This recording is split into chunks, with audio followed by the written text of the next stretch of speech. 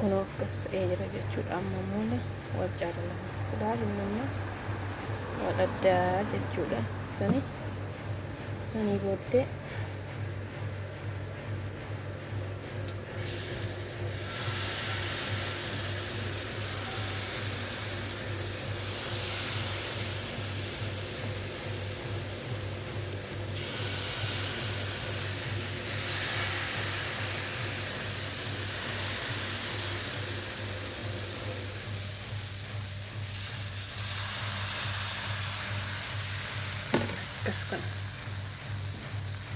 kanatti toshina gafna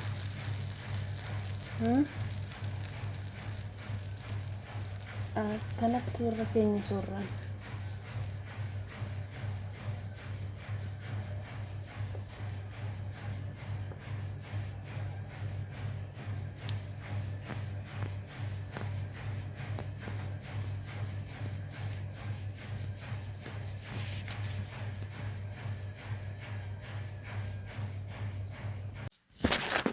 ashama harka fuunee akkam jirtu nagaa keessanii nagaa kooti galata rabbii haa ta'u kun ammas walitti deebinee jirra har'a ganamaan ka'eenii qursii jaartii koof kanan hojjedhe kanarratti waatu nagarrame garuu moo lafuma jirtan hundumaatti nageenya waaqayyoo isiniif haa baay'atu yuutuubii koo sabskraayibii laayikii sheerii naa gochuu hin dagatiinaa isiniin jedha amma gaaf tokko waatu na kofashiise yeroo nyaata kana dalagu waan na kofashiise namni inni biyya keessa jiru waan nuti teenyee birrii argannutti assaaba.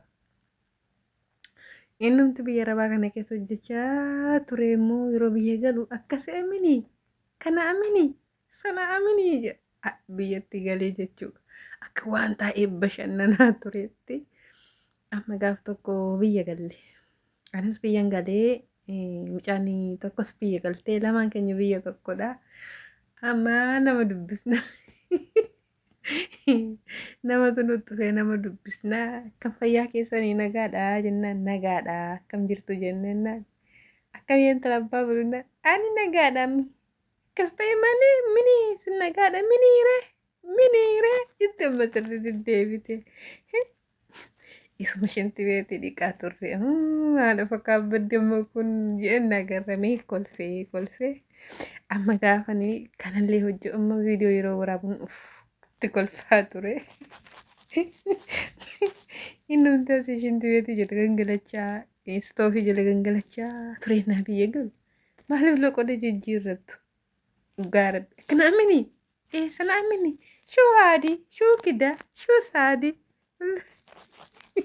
adana rabbi loqoda keessan jijjiirrateena maaliif guggubachaa olleessitoo fi jala gangalachaa ollee galla gaafa biyya galee muka waan teenye birrii hammaaraa turre sana amini kana amini jenna afaanuma keenyas jalqaban wayya lama duqeetii kana bukeeffadhiin ka'e nyaata warraa qaban toshaa jechuudha. Amma karariinsa kana fakkaata eegeen immoo kabiraadha. Maaliifi nyaata isaan jaallatanii baay'isnee yoo hojjenne kabajallee qabna. Isaan garaan isaanii guunnaan nama jaallatu waan ta'eef kanatti qaxaqqannee hojjenne nyaachisna gaa.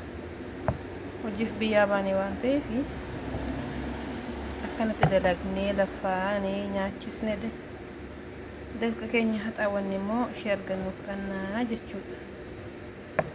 Amma kun aanetaa torba qaba garuu akkasitti aggaannaa laalamu duqeetima bichaa fakkaata. Haayee jireenya biyya namaa amma kalarii biraa fakkeessaa jechuudha. Xiqqoo ture ishoo qaba waan ta'eef xiqqoo koffi jedha. Kanaafuu walumaan ilaallagaa waan inni ta'u. No amma ammoo akkanaa walitti deebineerraa jechuudha. Kun akkas ta'eetu akkas ta'a.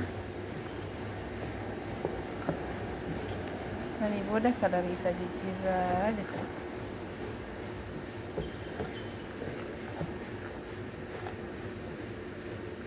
Sila adii ture amma immoo gara irdiitti jijjiirameera. Kalariin isaa irdii fakkaateera garuu irdii osoo hin taane sabqa jedhama.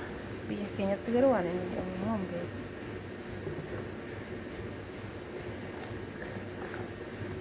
Amma akkana fakkeessinee jechuudha akka raree jijjiirranne irra.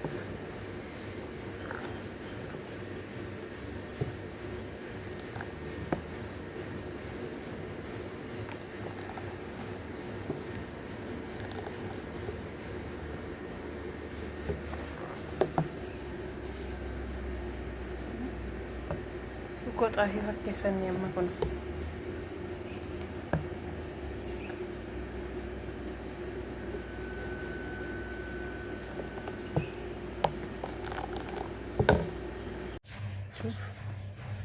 Amma kun akkas ta'e jira sanii booda kanatti gaggaragalchinaa jechuudha.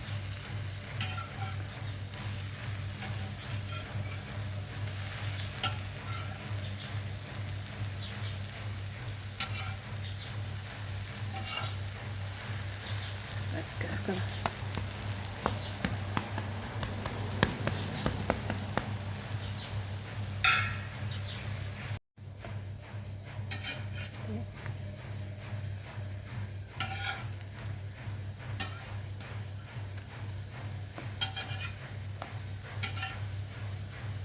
Akkas kana.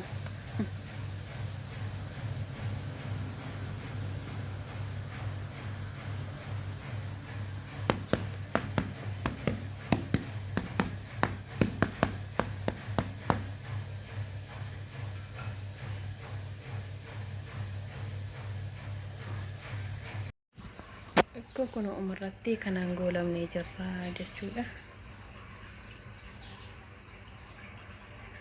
Akkas.